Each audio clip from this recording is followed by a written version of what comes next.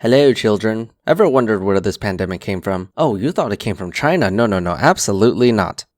Don't you know? God sent it to us. Technically, if you think about it, anything that happens here on Earth are either directly caused by God or God allowed it to happen. And since he has the power to do anything he wants, allowing it is the same as directly causing it to a certain degree. So yeah, I found this video that talks about this situation a little bit. Why would God bring forth COVID? Very strange, isn't it? I'd love to hear what their arguments are. As you know, I won't be surprised if they twist it somehow to justify this pandemic. It'll also be hilarious, so I'm looking forward to it. There's a question here which I'm sure is echoed by many people. This came through on the Unbelievable YouTube, and the question is, why did God send COVID? Does he enjoy watching people suffer?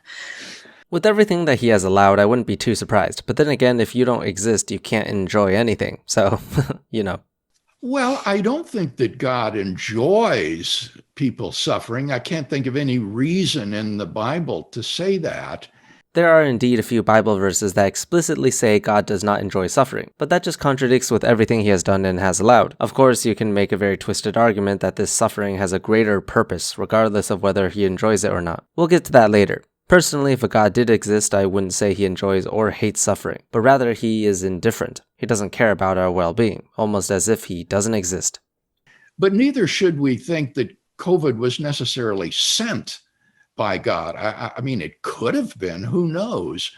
But it could be just the result of evil doing. Justin and I talked about this last time, about the carelessness that may have taken place in that Chinese lab that released this virus into the world. Wow, even in 2021, we're still spreading conspiracy theories that the virus came from a Chinese laboratory. That's such a last year conspiracy. Get with the program. It's 5G now. But yeah, anyway, regardless of China's actions, God still oversees everything, and he knows the future, so he would have known it was going to happen. Also, I find it funny you don't completely reject the idea that God directly sent this virus to us.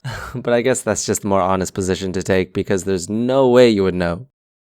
And so this could again be the kind of intertwining of natural evil and moral evil that so often seems to occur. What? If you're talking about moral evil as in some sort of idea that Chinese scientists in a virus laboratory purposely released this, then that's absolutely outrageous. Not to mention that you're implying this was intentional. Now, my opinions on wildlife farming is not very positive. My opinion of farming of animals in general is not very positive. But that doesn't mean these people are evil or intentionally wanting to release this virus. But yeah, I'm going on a tangent here. Let's get to the main argument.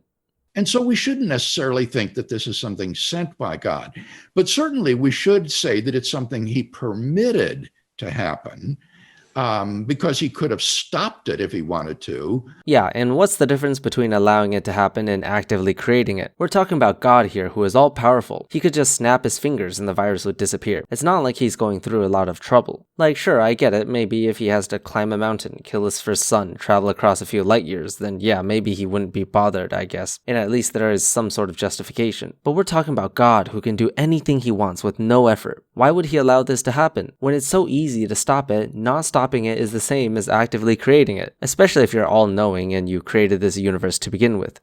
But he permitted it to occur, and I think that whenever God permits suffering and evil in the world, he does so with a view toward a grander purpose that justifies that permission of suffering or evil. Yeah, there must be some greater purpose to it. We just don't know what it is. But it's there. We just don't know it. But it's there. Don't even try to understand it, because you won't. But just know that the purpose is there. You just don't know it. But it's there. If you ask me what that purpose is, I would say that in the broadest terms, God's purpose is to bring as many people freely to salvation as he can.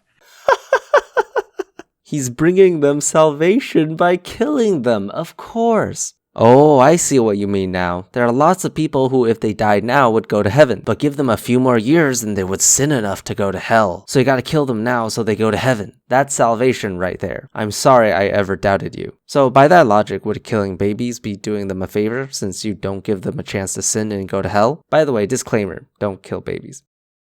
And that it may well be the case that only in a world suffused with natural and moral evil that the optimal number of persons would freely come to find God's love and forgiveness. I find that not at all implausible. I see, so you're saying he allowed this to make people aware of his presence. Amazing, because when there's a new virus going around town killing people, my first thought would be to worship a god who allowed this to happen. I mean, if anything, this virus more so shows us how alone we are. We have to be the ones to solve this issue. We have to take responsibility. We must work together to save as many people as possible. That's why when this pandemic first started, scientists all over the world began working together to find out as much information as we can and develop treatments. Did you know this vaccine we have for COVID is the fastest one we've ever developed in history? It finished in less than a year. Meanwhile, the second fastest vaccine developed was mumps, which took 4 years to develop. We more than quadrupled the development rate, and this is all thanks to all the scientists that worked on it, along with all the people who participated in the clinical trials. These are the people we need to worship, not a God who not only allowed the pandemic to begin, but also did nothing to stop it. When you look at the places in the world today where Christianity is growing at its most rapid rates, it will be in countries that have experienced terrible natural and moral evil, such as Ethiopia, China, Indonesia, El Salvador, and other places. Whereas in the indulgent nations of Western Europe and North America, the growth rates are pretty much flat. Developing countries are more likely to turn towards religion than developed countries for a number of reasons. Also, I find it funny how China is on that list. Christianity is indeed growing fast there, but it's honestly the most atheistic country I've ever seen. But then again, I haven't been to too many places, so what do I know? Anyway, you can't conclude causation for those two variables whatsoever. And even if you can, what, that means God is purposely killing people so that people could bow down to him? Isn't that the most narcissistic thing you've ever heard? Why is he so obsessed with people worshiping him so much?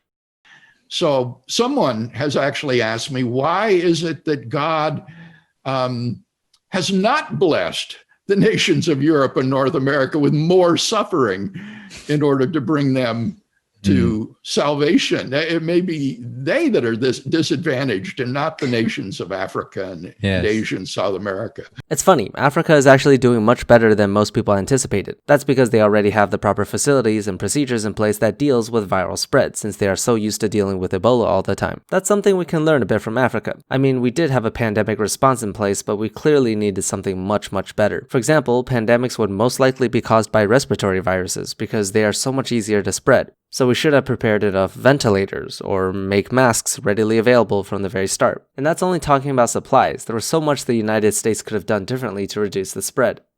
As C.S. Lewis famously said, pain is often God's megaphone to rouse a deaf world. I'm sure there are plenty of better ways to do this if you really wanted to without killing off millions of people. I always ask, why doesn't God just snap his fingers and make people instantly believe in him and worship him? In which case I would always get the response, because that is taking away your free will. But then where does this stop? Does killing people, instilling fear and suffering, is that any different? How is that different than just making people believe by snapping your fingers? You're pressuring people to believe in your existence, which is just a lesser version of it. It's directing people's free will in a certain direction anyway. If you want people to worship you, you can at least do it in a less violent way. No matter how you do it, you're directing our choices and free will. My feeling has always been that the problem of evil is a problem if you've got a particular definition of God. That is, if God is essentially a divine babysitter who should never allow us to experience any kind of difficulty or pain, then obviously that's a problem. But if God's job is, as you say, Bill, to bring people to a knowledge of him, then there may very well be ways in which a certain amount of suffering does actually enable us to meet God in ways that we wouldn't otherwise have been able to see or hear. I would be more inclined to believe in a God if the world is peaceful. But anyway, the way you are portraying God here, saying his objective is to make people realize him, sort of paints him in a bad light, doesn't it? It seems to me like he's a narcissist who only cares of his ego being boosted. He would have a much better reputation if you just said he's indifferent. And I would want to add one other point that the philosopher Daniel Howard Snyder makes effectively, and that is that the problem of evil is only a problem for someone who doesn't have any good arguments for the existence of God.